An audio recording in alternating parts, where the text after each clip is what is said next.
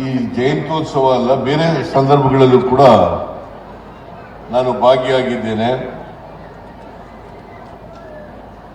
ಅವರ ಸಮಸ್ಯೆಗಳನ್ನು ಆಲಿಸಿದ್ದೇನೆ.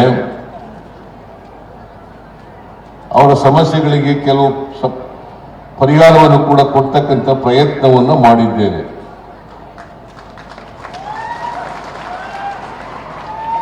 ಈಗಲೂ ಕೂಡ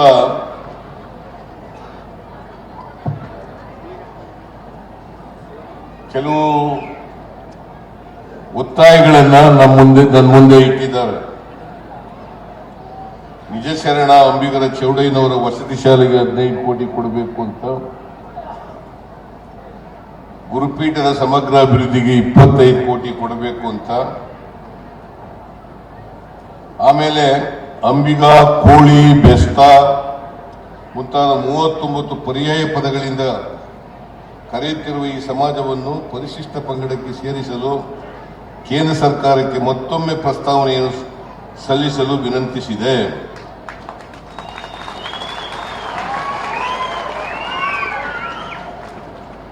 ಕೋಲಿ ಸಮಾಜವನ್ನ, ಬೆಸ್ತ ಸಮುದಾಯವನ್ನ,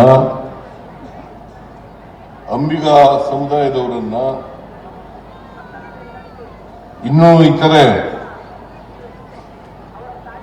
ಉಪಜಾತಿಗಳಿಂದ ಕರೆಯಲ್ಪಡಿತಕ್ಕಂಥ ಈ ಸಮೂಹ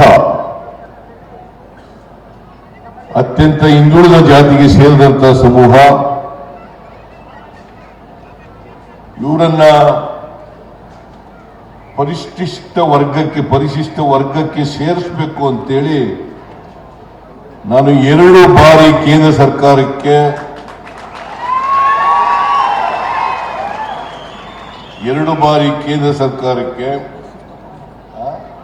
ಪರಿಶಿಷ್ಟ ಪಂಗಡ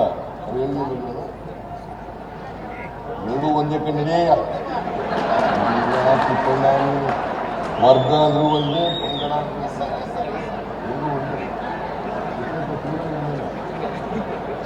ಪರಿಶಿಷ್ಟ ಜಾತಿ ಬೇರೆ, ಪರಿಶಿಷ್ಟ ವರ್ಗ ಬೇರೆ. ವರ್ಗನೇ ಪರಿಶಿಷ್ಟ ಪಂಗಡ ಅಂತ ಕರೆಯೋದು. ಗೊತ್ತಾಯ್ತಾ ತಿಪ್ಪಣ್ಣ? ಏನೋ ತಪ್ಪು ಹೇಳ್ಬಿಟ್ಟೆ ಅಂತ ನೀವೇನಾದ್ರು ಸರಿಯಾಗಿ ಹೇಳಿದ್ದೀನಿ.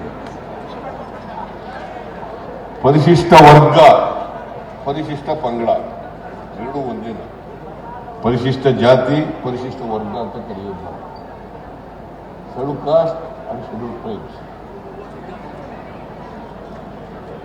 ಈ ಶೆಡ್ಯೂಲ್ ಟೈಮಿಗೆ ಸೇರಬೇಕು ಅಂತೇಳಿ 2 ಬಾರಿ ರಾಜ್ಯ ಸರ್ಕಾರದಿಂದ ಶಿಫಾರಸು ಮಾಡಿದ್ದೇನೆ. ಅವರು ಬಹುಶಃ ಈಗ ಮತ್ತೆ ಕ್ಲಾರಿಫಿಕೇಶನ್ ಕೇಳಿ ಕಳಿಸಿದ್ದಾರೆ, ಸರ್ಕಾರಕ್ಕೆ ಕಳಿಸಿದ್ದಾರೆ ಅಂತೇಳಿ ಈಗ ಒತ್ತಾಯ ನಮ್ಮ ಮನವಿಯಲ್ಲಿ ಹೇಳಿದ್ದಾರೆ. ನಾನು ಕೂಡಲೇ ಪರಿಶಿಷ್ಟ ವರ್ಗದ ಇಲಾಖೆಯಿಂದ ತರಿಸ್ಕೊಂಡು ಏನೇನು ಕ್ಲಾರಿಫಿಕೇಶನ್ ಕೇಳಿದ್ದಾರೆ ಆ ಕ್ಲಾರಿಫಿಕೇಶನ್ ಅನ್ನು ಕಳಿಸ್ಕೊಡ್ತೇನೆ.